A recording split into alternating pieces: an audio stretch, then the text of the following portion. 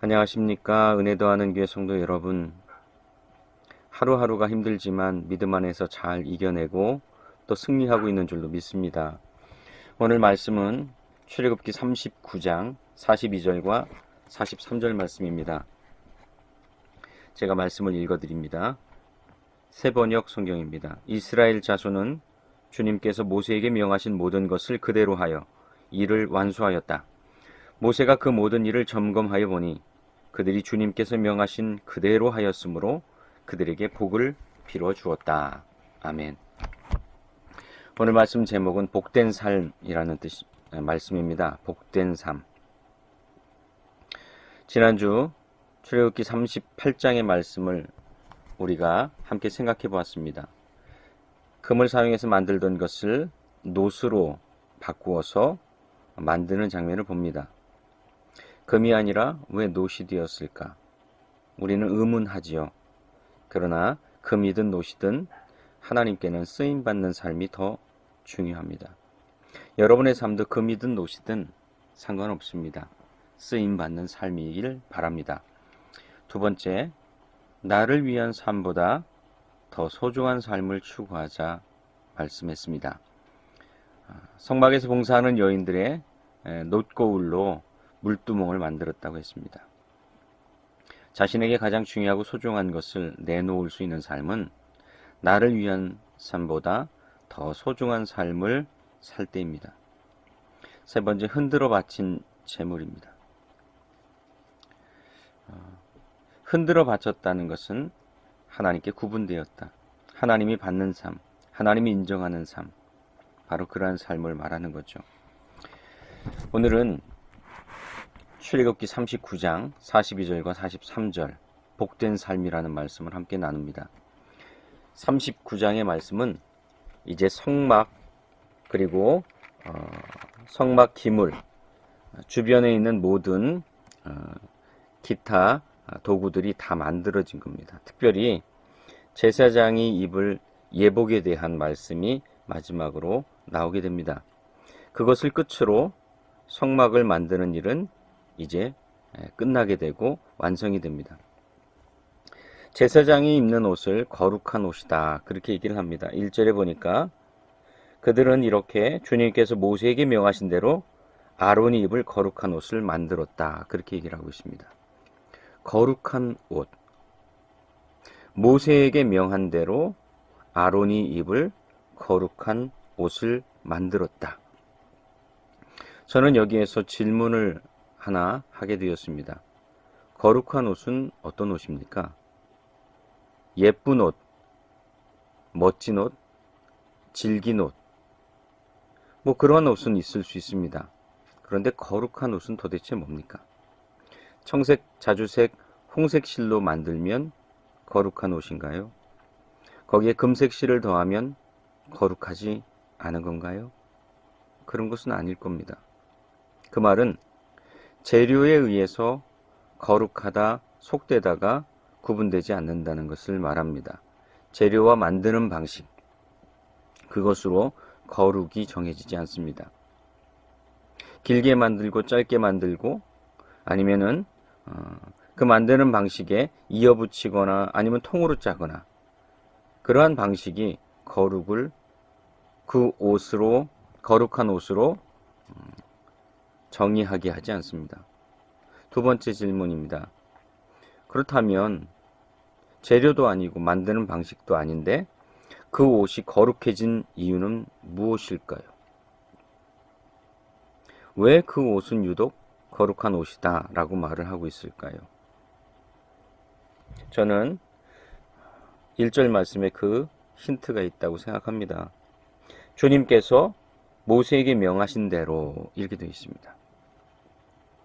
그 옷이 거룩한 이유는 하나님이 모세에게 명하셨다. 즉 하나님이 그렇게 그 옷을 선택했다는 겁니다. 이것은 그것을 위해서, 나를 위해서 쓰려고 선택했다라는 의미이지요.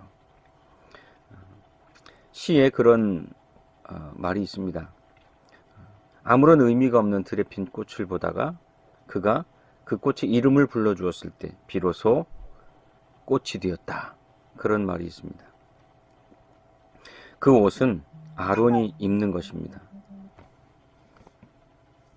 아론이 입고 그 다음 아론이 죽은 후에 그 다음 사람이 또 입고, 그렇다고 해서 그 옷이 아론이 입을 때는 거룩했고 그 다음 사람이 입으면 거룩하지 않고, 그렇지 않습니다. 하나님이 선택한 사람이 입으면 그 사람 때문에 그 옷이 거룩해지는 겁니다. 하나님의 선택에 거룩의 이유가 있었던 겁니다. 즉 거룩은 하나님께 있는 겁니다. 거룩의 이유는 하나님께 있습니다. 옷이 거룩한 것이 아닙니다. 거룩한 사람이 옷을 구별시키는 겁니다. 그리고 그 사람은 하나님으로 거룩해지는 겁니다. 즉 의미 있게 되는 겁니다. 저는 예수를 믿는 것을 기회를 얻는 것이다 라고 말합니다. 예수를 믿을 때 우리는 기회를 얻습니다. 예수를 믿을 때 세상을 사는 다른 의미를 얻게 되는 겁니다. 여러분, 오늘 거룩한 옷, 그 옷이 거룩했던 이유는 아론이 입었기 때문에 그렇습니다. 그리고 그 아론을 하나님께서 자신의 일을 위해서 선택했기 때문에 그렇습니다. 즉 거룩의 이유는 하나님께 있습니다. 두 번째, 모세에게 명하신 대로라는 말이 있습니다. 39장 전체를 읽어보면 1절부터 43절까지 총 10번의 이 말이 반복됩니다. 모세에게 명한 대로 10번이나 이 이야기를 반복합니다. 저는 이 말씀을 보면서 다시 한번 깊이 생각해 보았습니다. 모세에게 명한 대로, 모세에게 명한 대로. 어쩌면 모세가 하나님을 만나고 하나님과 함께한 삶에 이 말은 빠지지 않는 자국일 거란 생각이 듭니다. 모세의 삶의 흔적이라는 것이죠. 자국이라는 것은 무엇입니까? 모든 순간마다 내 삶에 드러나고 그리고 표시되고 확인될 수 있는 바로 그 지점을 말하는 겁니다. 모세의 삶의 모든 순간마다 하나님과 함께한 자국, 그것이 바로 모세에게 명한 대로입니다. 우리의 삶도 그 자국들이 있습니다. 우리의 삶에 어떠한 자국을 기록으로 남기는 것을 이력서라고 말합니다. 바로 내 삶의 발자국이죠. 잠깐 돌아보죠. 내 이력서에는 하나님과 함께한 발자국이 얼마나 선명합니까? 오로지 내 뜻만을 위해서 하나님이 필요했던 삶을 산 것은 아닌가요? 하나님과 함께한 발자국이 나를 위해서 나의 필요를 위한 자국이 아니라 오늘 말씀처럼 모세에게 명한 대로 모세가 순종했던 자국이 그의 이력서에 남아있던 것처럼 나를 이해시켜라 라는 것이 아니라 하나님의 말씀이니 주의 뜻이니 그 말씀대로 하겠습니다 라고 순종했던 그 자국. 베드로가 예수님을 처음 만났을 때 밤이 새도록 그물을 던져 고기를 잡지 못한 헛수고를 했습니다. 그때 예수님께서 그물을 다시 던지란 말하죠.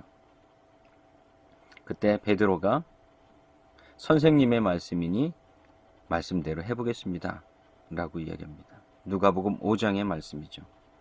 바로 그 자국입니다. 내 생각과 내 뜻과 그리고 내 마음, 그것과는 맞지 않을 수 있고 이해되지 않을 수 있고 이해하지 못할 수 있지만 하나님의 명령이고 성경이 말하는 하나님의 뜻이니 그 말씀대로 살겠습니다 라는 것이죠. 세 번째입니다. 모세에게 명한 대로 어떻게 했습니까? 그대로 하였다. 계속해서 같이 붙어서 나오는 말씀입니다. 그대로 하였다. 그대로 다 하였다. 이 말씀이 계속해서 나옵니다. 그대로 하였다. 특히 32절 말씀에 보면 성막, 곧 회막의 공사가 완성되었다. 이스라엘 자손은 주님께서 모세에게 명하신 모든 것을 그대로 다 하였다. 이렇게 되어 있습니다. 그리고 42절 43절의 말씀도 그대로 하여 이를 완수하였다. 그대로 하였다. 이렇게 얘기를 합니다. 모세에게 명한 것을 백성들은 그대로 하였습니다. 과연 그것이 가능할 수 있을까? 여러분, 우리는 누군가에게 무엇을 부탁하고 어떠한 일을 시킬 때 꼭 점검해 봐야 합니다. 왜냐하면 내가 원하는 대로 되지 않았을 때가 너무나 많기 때문이죠. 오늘 이스라엘 백성은 하나님이 모세에게 명한 것, 그리고 모세가 다시 백성에게 그것을 전달한 것이 완벽하게 소통이 되었습니다. 하나님께서 말씀하신 그대로 백성들이 완전히 똑같게 성막과 그 기타 기물들을 만들어낸 겁니다. 그것은 공유와 그리고 개방과 그리고 투명함이 없다면 절대로 가능하지 않습니다. 하나님의 마음에 맞고 모세가 들은 대로 그리고 백성은 만들어냈습니다. 어떻게 이것이 가능했을까요? 바로 이것이 성경의 정신입니다. 소통이죠. 하나님의 말씀을 모세가 온전하게 들었고 모세가 전한 것을 백성이 온전하게 들었습니다. 즉 하나님과 모세가, 모세와 백성이 온전하게 소통이 되었다는 겁니다. 여러분, 우리는 소통하려면 어떻게 해야 되느냐? 잘 이야기해야 된다라고 생각합니다. 아니요. 잘 이야기하는 것도 물론 중요하지만 더 중요한 것은 잘 듣는 겁니다. 바로 소통의 가장 중요한 키워드는 들음입니다. 신앙에 있어서도 가장 중요한 것은 들음입니다. 인간관계에 있어서 가장 중요한 것도 들음입니다. 잘 들을 때 우리는 곡해가 일어나지 않을 수 있습니다. 모세는 성막을 잘 만들어낸 그들에게 복을 빌어 주었다라고 43절에 말합니다. 바로 소통은, 들음은 복을 만듭니다. 잘 들을 때 복이 시작됩니다. 한번 생각해 보십시오. 가정도 내가 원하는 것을 말하기만 하는 가정은 어렵고 힘듭니다. 싸움이 일어납니다. 불만과 불평이 생깁니다. 직장도 마찬가지입니다. 내가 한 이야기를 잘 들으라고만 이야기하는 직장 상사는 꼰대입니다. 잘 들어주는 직장 상사가 인기 있는 사람입니다. 유능한 상사입니다. 나라도 마찬가지입니다. 잘 들어야 합니다. 서로가 잘 들어야 됩니다. 지금 우리나라는 코로나 바이러스로 인해서 굉장히 힘든 시간을 지나가고 있습니다. 우리나라뿐 아니라 전 세계도 마찬가지입니다. 매주마다 똑같은 이야기를 합니다. 그런데 요즘에 기독교계에서 계속해서 성명서가 나오고 있습니다. 저는 심각한 우려를 표하고 있습니다. 왜냐하면 기독교에서 기독교를 대표한다고 하는 단체들이 성명서를 내면서 나라가 그리고 국가가, 정부가 기독교를 탄압하고 핍박한다는 표현을 쓰고 있기 때문에 그렇습니다. 그렇지 않습니다. 우리가 모두 불편한 거죠. 모두가 힘이 듭니다. 어렵습니다. 그런데 교회만 정부가 탄압하고 폄훼한다라고 말한다면 그것은 곡해입니다. 오해하는 겁니다. 지금 안 힘든 사람이 없습니다. 정부에서 하는 일은 하나입니다. 코로나 바이러스를 잘 이겨내자는 겁니다. 함께 이기자는 거죠. 근데 교회는 왜 우리를 폄훼하느냐, 왜 우리를 탄압하느냐라고 말합니다. 잘못 듣는 겁니다.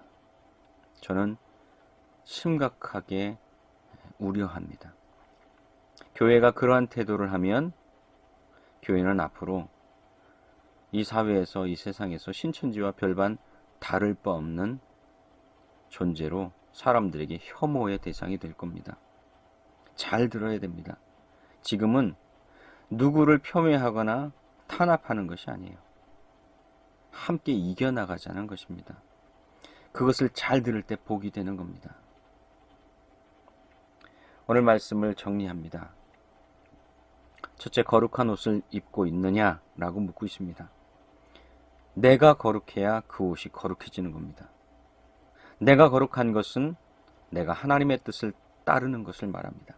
내 삶이 하나님의 뜻에 따르는 삶일 때 내 삶에 내 주변의 모든 문제와 그리고 내 삶에 있는 모든 것이 거룩으로 바뀌는 겁니다. 여러분은 거룩의 통로입니다.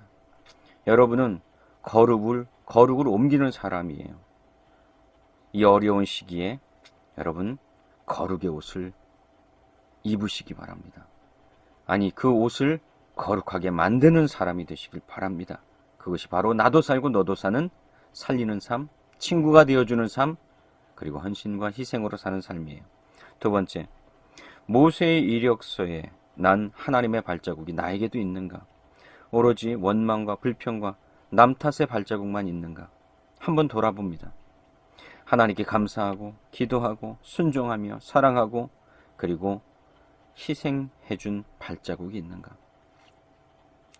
하나님을 잘 믿겠다고 하는 사람들이 하는 가장 큰 잘못 가운데 하나가 다른 사람들을 더 불편하게 하고 더 불행하게 하고 그리고 더 나빠지게 만드는 선택을 할 때가 많습니다. 아닙니다. 그런 선택을 해서는 안 됩니다. 하나님께 감사하고 기도하고 순종하고 사랑하며 그리고 희생하는 발자국을 만들면 그것이 바로 복이 됩니다. 세 번째, 그래서 하나님께 들은 그대로 하였던 모세가 그 모세의 말을 그대로 들은 백성에 의해서 완벽한 소통이 일어나고 그리고 성막이 완성됩니다. 그리고 모세는 그들을 복으로 빌어줍니다. 복된 삶을 살고 싶으십니까? 그러면 소통하십시오. 하나님과 모세가 소통했던 것처럼 모세와 백성이 소통했던 것처럼 소통하십시오. 소통은 말하는 것이 아니라 먼저 들음입니다. 하나님의 말씀을 먼저 듣고 타인의 말을 먼저 듣고 자녀의 말을 먼저 듣고 그때 복이 시작됩니다. 여러분의 삶이 출애굽기 39장의 말씀처럼 거룩한 옷을 입고 모세에게 명하신 하나님 말씀대로 그대로 하였던 복 있는 사람의 삶을 살아가시길 바랍니다. 감사합니다.